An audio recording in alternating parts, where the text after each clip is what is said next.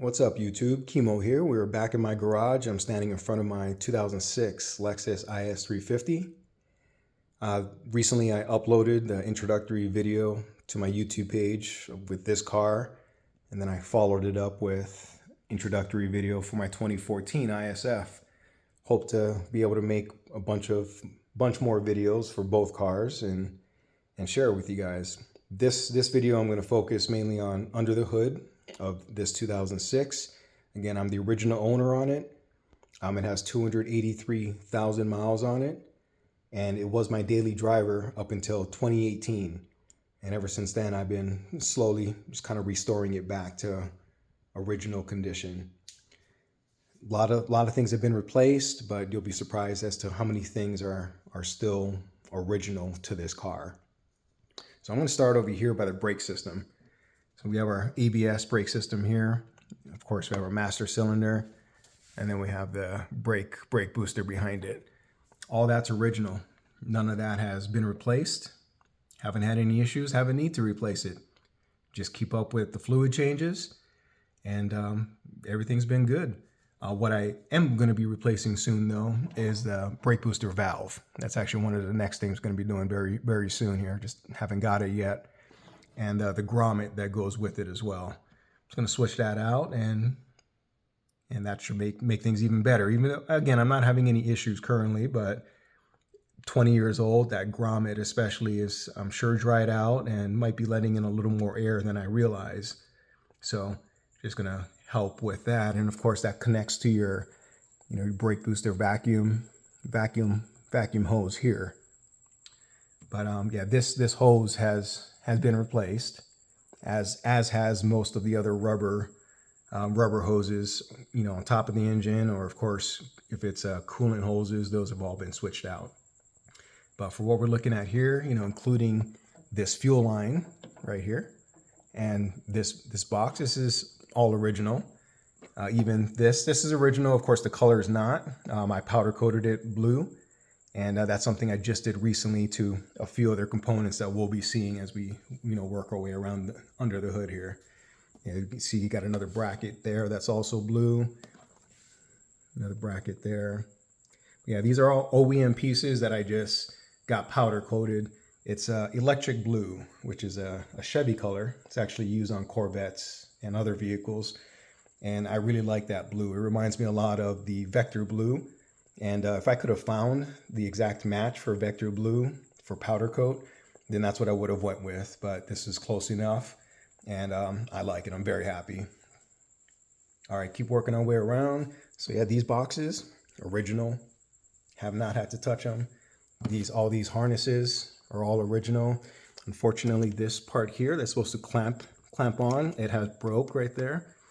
So it doesn't really sit securely in there, but that's fine. It stays there, but I can easily pull it out if I want to, instead of it staying in there like how it should. All right, let's keep working our way around. So we get to the cooling system, and we definitely have upgraded the cooling system for sure over the years. Again, 283,000 miles, as you can imagine. So a few years back, I think around 2021, I did a major cooling system upgrade. Replaced the water pump, thermostat, one of the inlets, the hoses, of course. We did the reservoir, replaced the fan shroud, the fans, and the fan motors. So that's all relatively new. That's not original to the car, but it is all OEM. So all OEM, new OEM stuff. The radiator actually has been replaced a couple of times. I did that again more recently. It was again a few years back that I did the major upgrade, and then recently I had to replace the radiator because that second one, I don't know how it did happen so quick, but that one sprung a leak. So got an OEM radiator in there, along with the other OEM cooling system components. And then down there, we got another little bracket that we can see that's blue. Injector drivers, original, has not been replaced. Again, harnessing, all original. And as we work our way around to the intake, obviously this is aftermarket engine, cold air intake. And I say cold using air quotes. Obviously, we know there's going to be a lot of warm air coming into the system there, but it's okay. Yeah, doesn't really affect the way the car runs that I notice. Main reason I got this intake is I do like the groan at higher wide open throttle, higher RPMs. It does have a nice little groan that it adds to the sound of the exhaust, which I like. Then we have this resistor, which is original. And again, this is just another OEM bracket, powder coated blue, along with the top hat for the suspension, for the shocks. And then of course our hold down, battery hold down, same thing, as well as right here for the hood struts. I am going to powder coat this part as well. The next go around that I have of powder coating, I'm gonna get those done on both sides, along with a few other pieces underneath the hood here. Then let me go ahead and remove the engine cover. Remove this carefully. And yeah, the engine cover, obviously you notice it's painted. That's been painted for years. I got that done probably about 2010, and it still looks in pretty good shape. You know, with all that heat under the hood here, I'm surprised it's held up that long and hasn't really started cracking or anything. So yeah, looks pretty good. Anyway, I'm going to move this to the side. All right. Now we can see the rest of the engine. Again, we got a few more brackets and pieces that I powder coated just to give that different aesthetic look and that contrast with the red. But the upper plenum is original. Haven't had to replace it. Of course, the gasket's been resealed at some point. I forgot exactly when. The same thing with the intake manifold. That's original. Actually, I don't think the intake manifold has ever been resealed at all. Upper plenum has, because that's come off. Valve covers, original valve covers.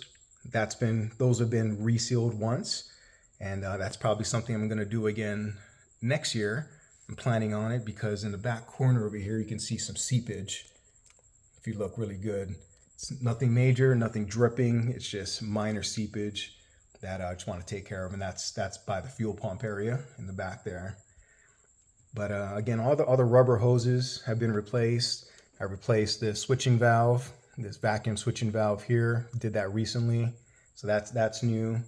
But it's the original. It's the original throttle body. Again, the original intake plenum, original valve covers, all original major components on the engine. And last part, and the part that surprises me the most, and I should have mentioned this when we first came around here, is the AC system in this car has not been touched at all. I have not had to replace anything.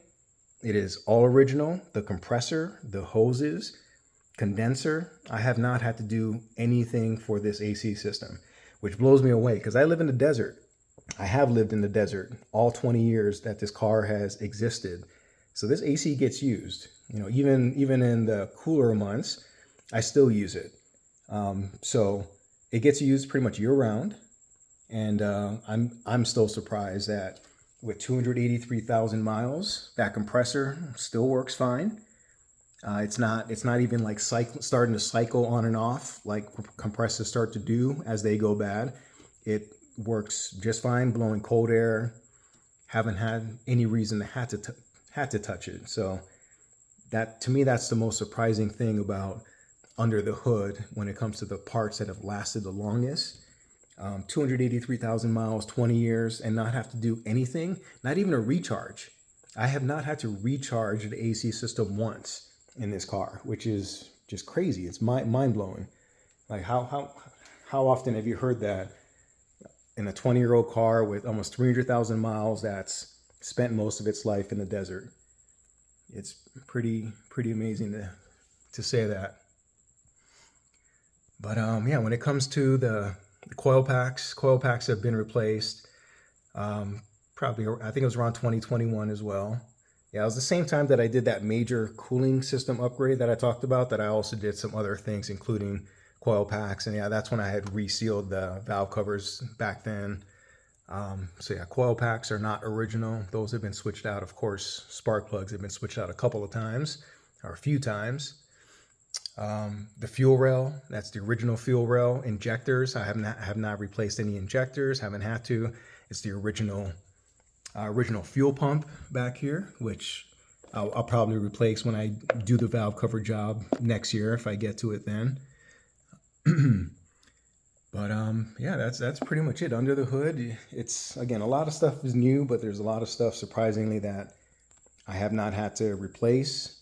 Still functions fine. Again, mainly that AC system, which blows me away. Like, compressor to go 283,000 miles.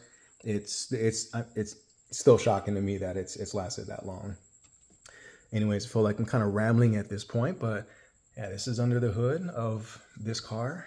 We'll see what the next video brings, but if you have any questions, go ahead and shoot me a question and I'll try to answer it for you.